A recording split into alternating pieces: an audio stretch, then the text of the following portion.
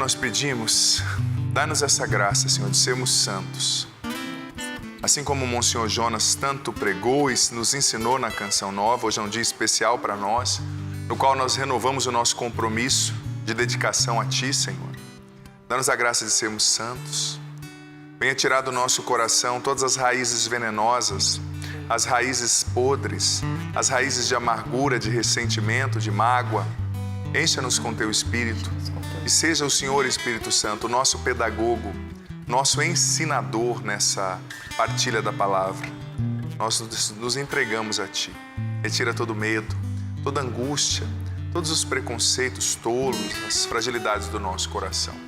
Em nome do Pai, do Filho e do Espírito Santo. Amém. Amém.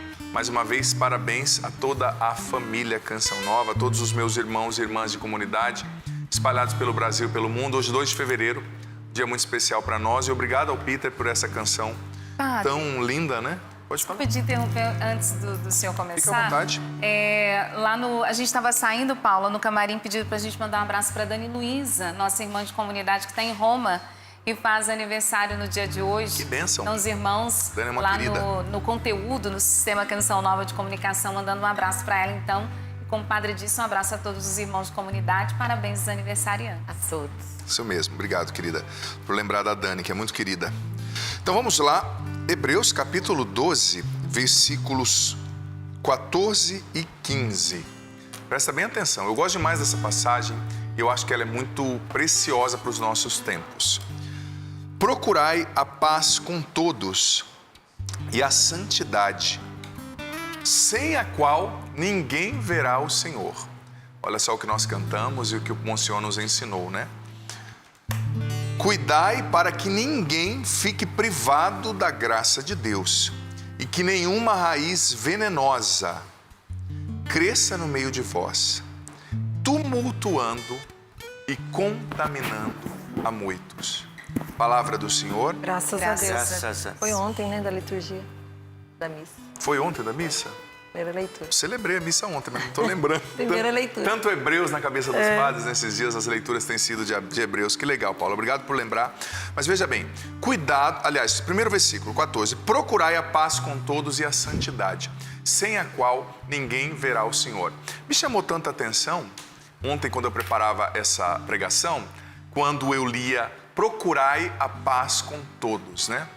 Porque essa palavra procurai, tanto no português quanto no original, no qual foi escrito, no grego, ela representa, é um verbo, né? Representa uma ação, ou seja, o que você tem que fazer para procurar? Vou dar o exemplo, vamos supor que eu perca aqui no nosso estúdio um relógio, um celular, alguma coisa que me é importante.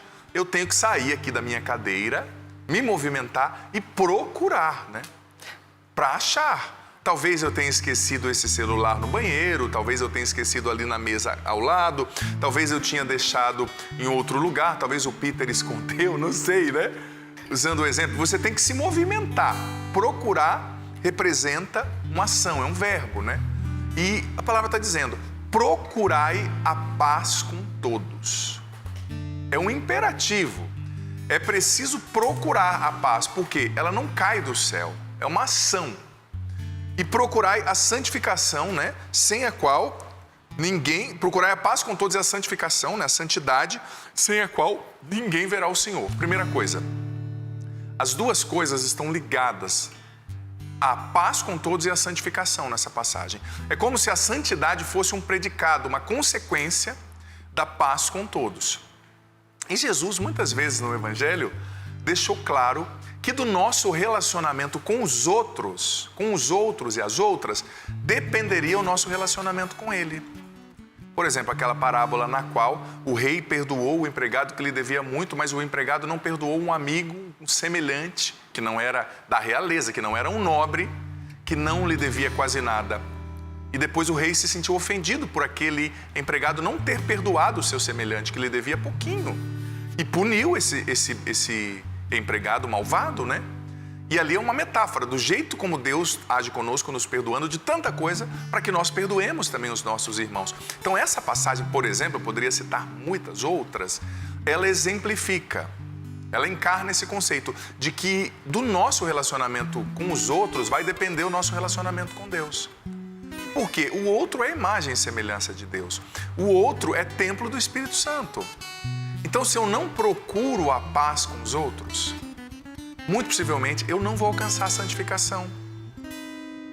Salvo quando a pessoa é um eremita que tem uma vocação de viver num deserto, como se vivia no século IV, V, né?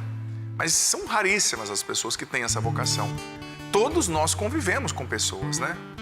De alguma forma. E ontem, preparando esse momento, eu já rezava por você aqui, filho, filha que nos acompanha, perguntava a mim mesmo e a Deus, o que é procurar a paz com todos? Porque o original com o qual a Bíblia foi escrita, a tradução seria procurai a paz com todos os seres humanos. Mas é claro, essa procura da paz começa com quem está mais pertinho da gente, né? Com um amigo, com um familiar, com aquele que trabalha conosco. E o que é procurar a paz com todos? Não é, vou começar excluindo algumas opções. Não é você se tornar um legalzão, né? Aquela pessoa é da paz, padre. Muitas vezes quando se diz que uma pessoa é da paz, é sossegada, quer dizer que a pessoa não se move, né? Tá caindo no mundo, ela tá tudo bem, né? Não é você ser um legalzão, não é você ser uma pessoa que diz sim para todo mundo, que quer agradar todo mundo, porque isso acaba te deixando doente com o tempo, quando você não sabe dizer não, né? Procurar a paz com todo mundo não é isso, porque existirão alguns conflitos que são necessários no caminho, né? Farão parte do processo do afunilar dos relacionamentos, né? A gente vai burilando um ao outro. Se você só diz sim, você vai ser manipulado, dominado pelo esposo, pela esposa, pelo amigo. Então, existem alguns conflitos que são necessários. Mas o que é buscar a paz com todos? Nada mais é, preste atenção nessa palavra que eu vou usar, um neologismo, né? Não existe, essa conjugação não é fácil, normal de se ouvir, mas é se tornar uma pessoa convivível. Uma pessoa convivível, com a qual se dá para conviver. Porque tem pessoas que, opostamente a isso, se tornam pessoas com as quais não se dá para conviver. Não é? A pessoa ela chegou num nível de egoísmo, de fechamento, presa às feridas do passado, ela não perdoa, que ela vai afastando as pessoas de si. Quantas pessoas assim, né? Vão afastando as pessoas de si. Ela não é uma pessoa convivível. O que é procurar a paz com todos?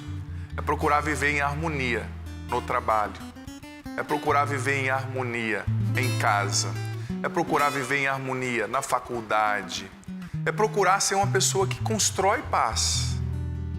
Porque a paz não pré-existe, como nós dizíamos ontem do ambiente da casa, você constrói. E como você constrói a paz?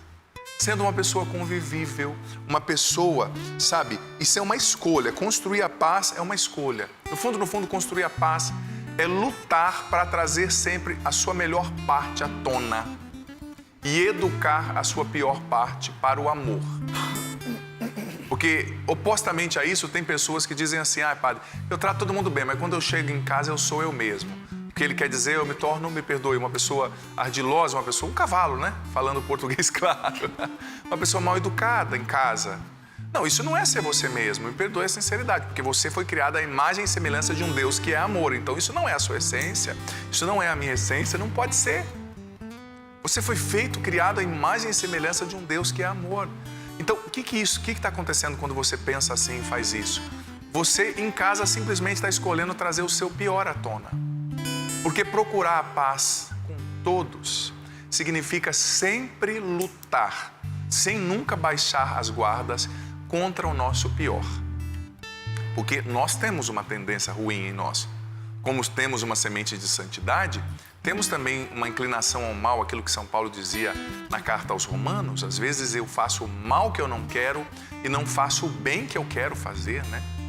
Temos essa inclinação. Então procurar a paz com todos é sempre lutar contra essa sua tendência, a minha tendência egoísta, contra a nossa amargura, contra a nossa mesquinhez, contra a nossa mania de colocar defeito em tudo.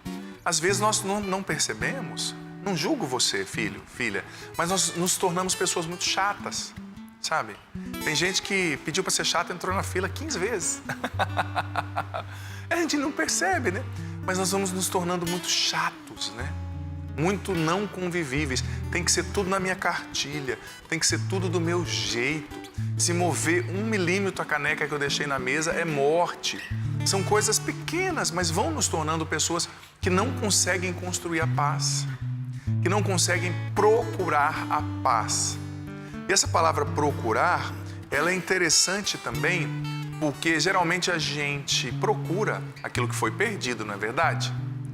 E existem casos nos quais a paz se perdeu na sua família, no seu ambiente de trabalho.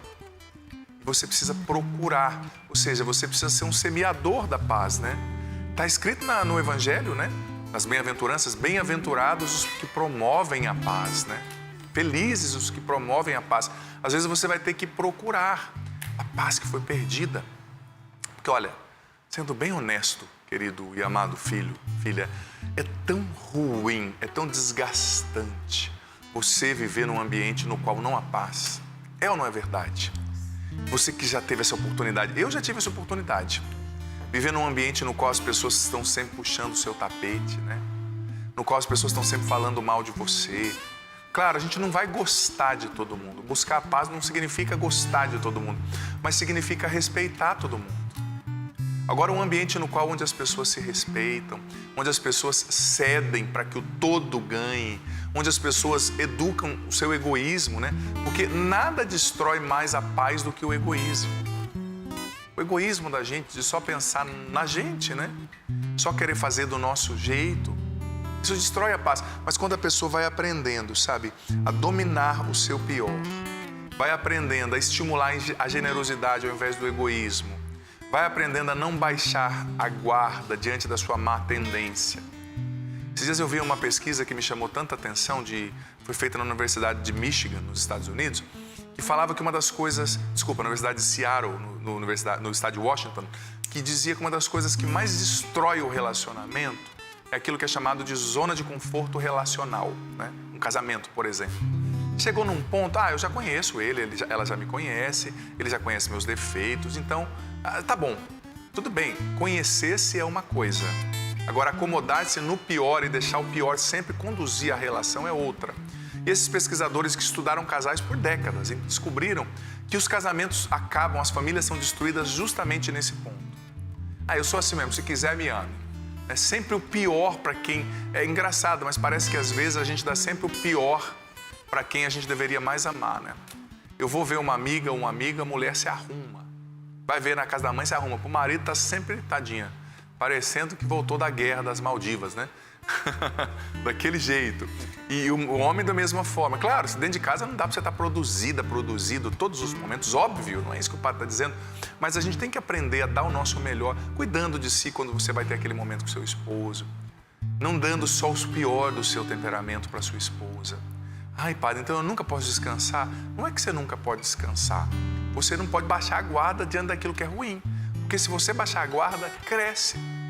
Infelizmente, né? Se nós baixamos as guardas, isso cresce. É que nem quando você vai plantar algo, né? Daqui a pouco eu vou falar das sementes e das raízes, porque a passagem também está falando.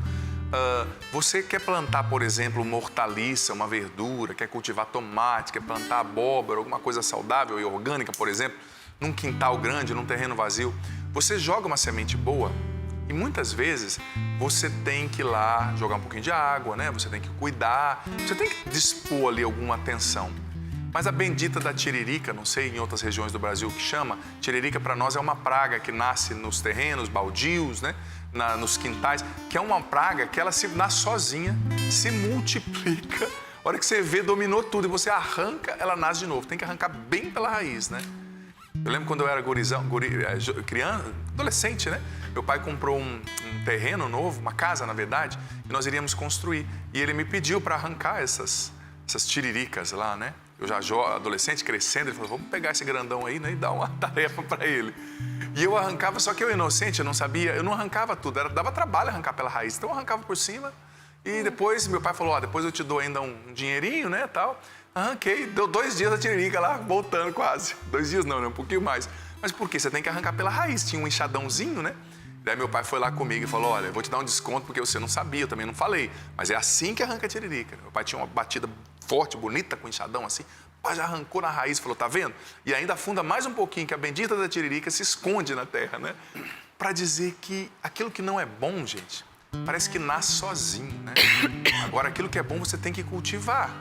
É como dizia aquela frase, né? Que Deus é tão educado que Ele bate na porta e espera você abrir. O diabo não, ele já entra na brecha. Você nem chamou, ele já veio, né? Então a gente tem que ficar atento e não deixar o nosso pior falar mais alto. Não cair nessa zona de conforto relacional. Procurar paz também significa dar o meu melhor.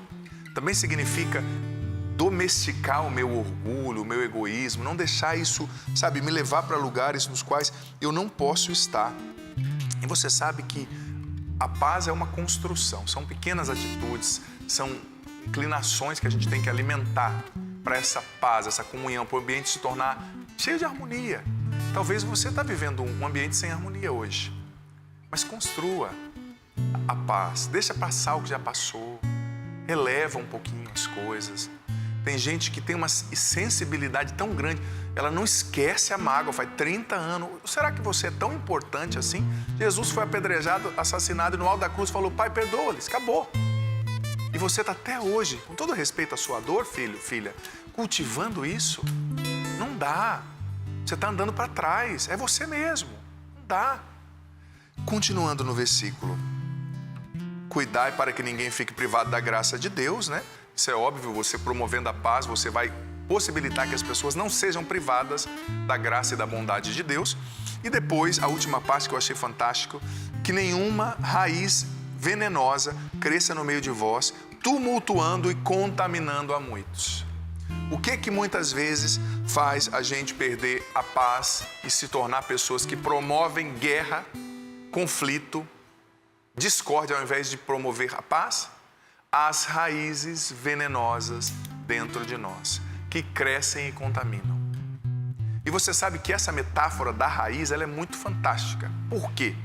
Você vê a raiz? Na maioria das vezes não, salvo quando acontece muito esporadicamente uma árvore grande plantada debaixo do meio-fio, tem raízes grandes que estouram o meio-fio, mas isso é uma entre 100, né? Na maioria das plantas e hortaliças você não vê a raiz, está escondido. Mas aquela raiz é responsável por todos os frutos. É responsável pela vida da árvore, é responsável pelas folhas. A raiz está ali no solo, aurindo as vitaminas, extraindo a umidade, dando vida à árvore. E muitas vezes os nossos frutos são ruins. Muitas vezes, filho, filha, os frutos da nossa vida, das nossas palavras, das nossas atitudes, nos nossos relacionamentos, são ruins porque as raízes dentro de nós estão podres, amargas, destruídas. Então, muitas vezes, quando você vê muita amargura dentro de você, saindo de dentro de você, nas palavras, você tem que se perguntar, e perguntar a Deus em primeiro lugar. Qual é a raiz que está gerando isso, Senhor? Quem trabalha com frutas, quem trabalha com árvores, sabe muito bem do que eu estou falando. As doenças mais letais, gente, para uma árvore são aquelas que começam na raiz. Porque as que começam no galinho, você pode até cortar, você pode tratar, mas na raiz, elas são letais, muitas vezes. No meu livro Conquistando a Liberdade Interior, que eu lancei em 2015, o subtítulo do livro é Curar as Raízes da Própria História. Eu insisti muito nisso, né? E nesse livro eu usei essa passagem.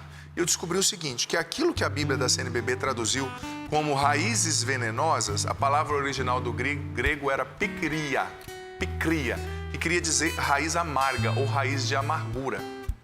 Foi traduzido como venenosa, os tradutores da CNBB optaram por isso. Mas que nenhuma raiz de amargura cresça dentro de vós. Por quê? Porque ela contamina e ela tumultua. Presta atenção. A amargura é algo que destrói a nossa vida e ela contamina tudo na nossa vida. Uma pessoa amarga, ela tem todas as áreas da sua vida contaminadas. Todas. Ela não consegue enxergar coisas boas nos outros, em si mesma. Ela não consegue construir bons relacionamentos porque ela é facilmente ofendível, né? Estou usando outra palavra aqui, conjugando de maneira diferente. Ela se ofende com facilidade.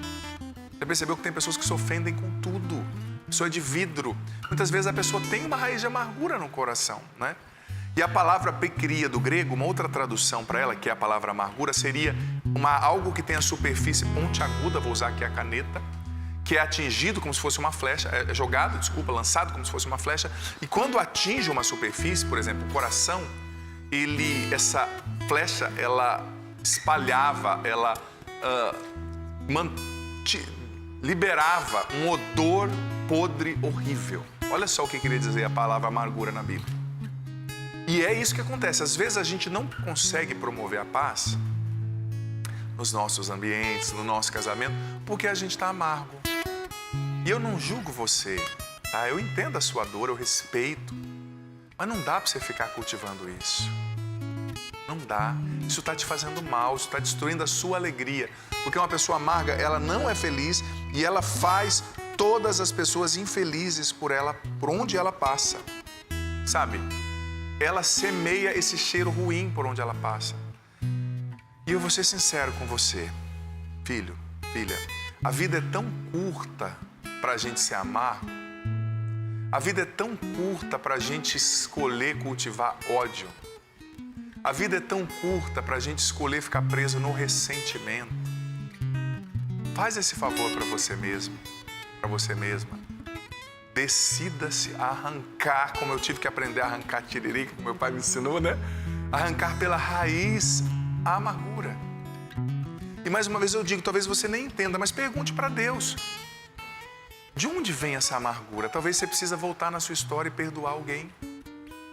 Talvez você precisa perdoar a você mesmo, a você mesma. E isso aqui eu digo com conhecimento de causa, porque nesses meus quase 12 anos de ministério sacerdotal, eu trabalho muito com cura interior, com pessoas que têm problemas emocionais profundos, psíquicos às vezes também, né, como a depressão, a ansiedade. E o que eu percebo? Que muitas vezes nos amarga. Em primeiro lugar, raiva reprimida. Em segundo lugar, mágoas não superadas. E terceiro lugar, sobre isso eu quero falar, frustrações não integradas, não bem administradas, não superadas. Por exemplo, a pessoa que é infeliz consigo mesma e não se perdoa. Eu queria nessa idade ter conquistado tal coisa, eu queria ser mais magra e não sou, eu queria ser mais jovem e não sou, eu queria ser mais bonita e não sou. Às vezes são padrões, sabe, até banais, mas que a pessoa traçou como uma meta importante de vida. Eu queria que meu casamento fosse melhor e não é. Então a pessoa não aceitando a sua realidade, ela começa a se amargar, sabe? Eu sei que às vezes a realidade é dura, né? Mas a gente também tem um padrão de idealização, né, das coisas muito alto às vezes. Então essa frustração, ela vai amargando a gente nem percebe. A pessoa amarga, você vai percebendo assim pelos comentários, né, pelas coisinhas que ela vai soltando, né? Ela está infeliz com ela mesma. Como eu dizia aqui na terça, né? Às vezes o comentário negativo que fazem de você está externando o que a pessoa traz dentro de si, né? A pessoa amarga, muitas vezes a amargura vem dessa frustração consigo. Eu queria ganhar mais, eu queria ter uma vida diferente. Mas filho, essa é a vida que você tem. Essa é a vida. Então a gente tem que entender, sabe? E olhar para dentro de nós com honestidade. Porque se nós olharmos para dentro de nós com honestidade, nós vamos, pedindo a Deus, óbvio, perceber onde estão essas raízes de amargura e trabalhar para a cura dessas raízes em Deus. Através da oração, através da adoração ao Santíssimo. A consciência de si já é metade da cura, né? De onde vem a raiz? Porque a pior coisa é uma pessoa que tem uma raiz de amargura, está produzindo frutos ruins e não percebe, acha que está abafando, né? Eu tenho compaixão dessas pessoas, porque elas estão infelizes. E tenho compaixão de quem convive também, né? Porque não é fácil. E outra coisa que eu fui percebendo ontem, se preparando esse momento, é que a amargura, ela é um cultivo, sabe? A amargura, ela é um processo. Por exemplo, teve uma mágoa, eu não me senti amado, não me senti respeitado.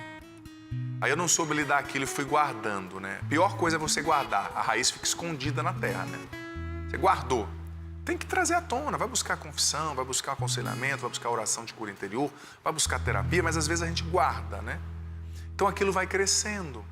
E o amargurado, o amargo, a amarga, ele tem sempre o mesmo hábito, um padrão de comportamento, né? Que é sempre repetir o motivo da sua amargura. Contar, recontar e tricontar. E assim ele vai alimentando o ciclo amargo dentro de si. Ele vai confirmando para ele mesmo o quanto ele é coitado, quanto ela é coitadinha, quanto ele foi injustiçado. Junto com a amargura vem o ciclo da autopiedade, né? A pessoa que tem dó de si. Veja como eu sofro. Veja como ninguém me ama, ninguém me quer. Esse recontar, esse contar, sabe? Novamente a amargura, você está alimentando o ciclo da amargura. Você está alimentando. Às vezes você nem percebe, né? Mas nossa, não. E às vezes é uma coisa que aconteceu que você traça isso como um padrão de comportamento. Não vou na igreja porque um padre me tratou mal. Padre na sua cidade tem 30 talvez, tem 7, tem 2. Vá em outra igreja, né? Mas às vezes a gente deixa aquilo que nos feriu em um momento determinar a nossa vida. Você acaba sendo definido por aquilo, né? E mais, às vezes a gente pega algo que nos feriu e transforma aquilo em um padrão de comportamento. Ou seja, a gente se torna aquilo que nos feriu, ferindo muitas pessoas da mesma forma como fomos feridos. Isso é injusto. Se você está sentindo a dor daquela ferida, não queira se tornar essa mesma flecha que destila fedor, coisas ruins sobre os outros, né? Como a raiz da palavra amargura diz, né? É preciso olhar para dentro de si com honestidade. Perguntar, de onde vem, Senhor? Por que eu estou assim? Como uma história esses dias que eu ouvi, que me chamou muita atenção, num vilarejo na China oriental, né? Ali subindo quase para o lado da Rússia, na região da Sibéria, na qual existiam ali uma espécie de índios próprios daquela região, não como os nossos índios aqui, claro, nativos ali da região, né?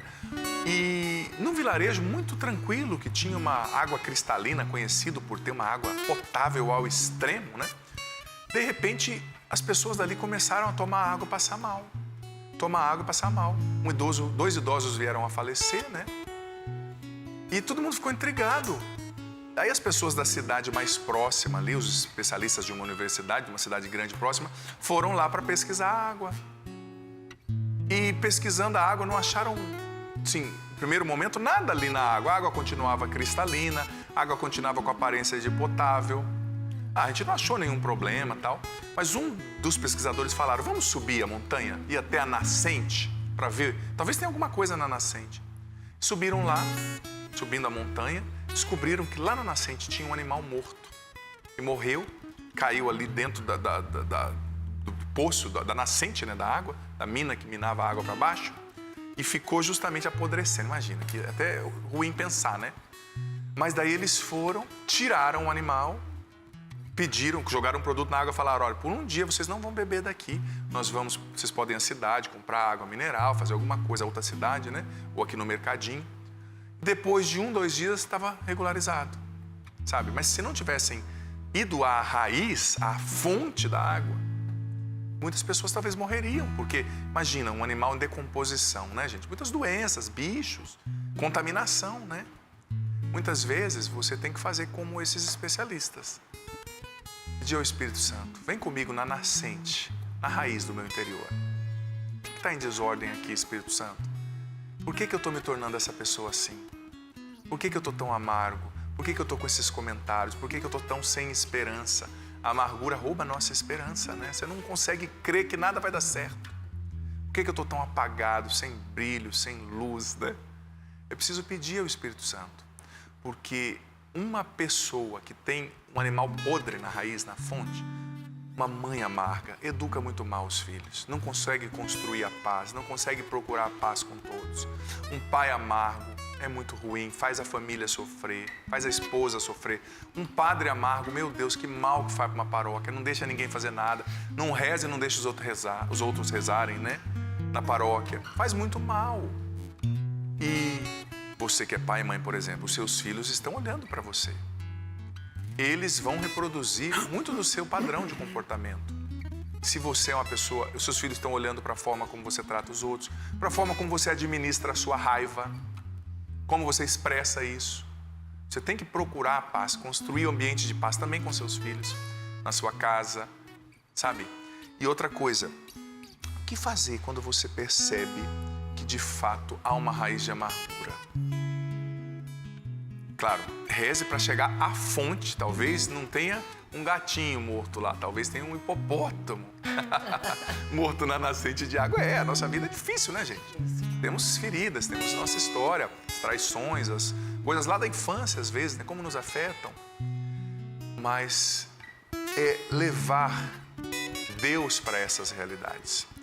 Batizar essas realidades no amor de Deus, as raízes no amor de Deus. Sabe, é mergulhar em si com Deus. E é aquilo que Santo Afonso também dizia, outra coisa que é essencial para nós combatermos a raiz da amargura em nós. Aprender, num primeiro momento, retardar a ira, né? Sêneca dizia que não há homem mais sábio ou mulher mais sábia do que aquele que retarda a ira, que não age no ímpeto, primeiro momento, mas retardar a ira e, dizia Santo Afonso, perdoar logo. Retarda a ira no primeiro momento, não fala o que já veio na cabeça, espera baixar, mas depois também não fica cultivando aquilo dentro de você. Perdoar logo. Porque o que é uma raizinha no chão de uma tiririca pequena? Não é nada, você chega lá e arranca, mas o que é uma tiririca de 1 metro? Né? Como, eu não me recordo como eles diziam antigamente, aquele mato que cresce, tinha um nome, não me recordo, não sei se vocês vão lembrar. Um mato, tipo uma tiririca que crescia, né? Eu esqueci o nome. Também se você pega a raizinha pequena, arranca é fácil. Agora com 1 metro, 2, é mais difícil, né? Vai exigir. Então, perdoar logo, dizia Santo Afonso. Primeiro momento, você retarda a ira. Segundo momento, você já luta para perdoar logo. Ah, mas ele não merece. Não importa, você merece. Você merece não ficar carregando esse peso. Você merece não ficar bebendo água podre. Um cadáver em decomposição. Então, perdoa logo. Perdoar logo, sabe? Aconteceu, já procura perdoar. Porque, sobretudo quem tem determinados tipos de temperamento, né? Se você não perdoa logo, aquilo vai crescendo dentro de você e a gente liga o botão do remoer, né? Aquilo vai remoendo. Remoer é uma praga, o ressentimento. Tudo que tem esse prefixo re no português significa fazer de novo uma coisa que você estava fazendo já, né? Remoer, ressentir.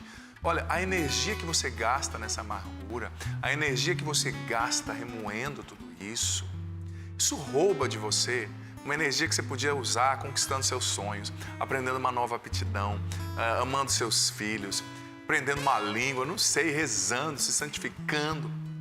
Tudo isso que o padre falou tem a ver com a santificação. Se você não procura a paz com todos, se você não cura as raízes de amargura, se você não arranca as raízes venenosas, raízes de inveja, de cobiça, de maldade, você não vai ser santo. Por quê? Porque você não vai ver Jesus no outro, você não vai amar como Jesus amou e ama, e você vai ferir Jesus ferindo o outro. E ferindo-se a si mesmo, obviamente, também, né? Eu tenho certeza que essa palavra está mexendo com muita gente. Tenho certeza que Deus colocou muitas coisas no avesso aí dentro de você.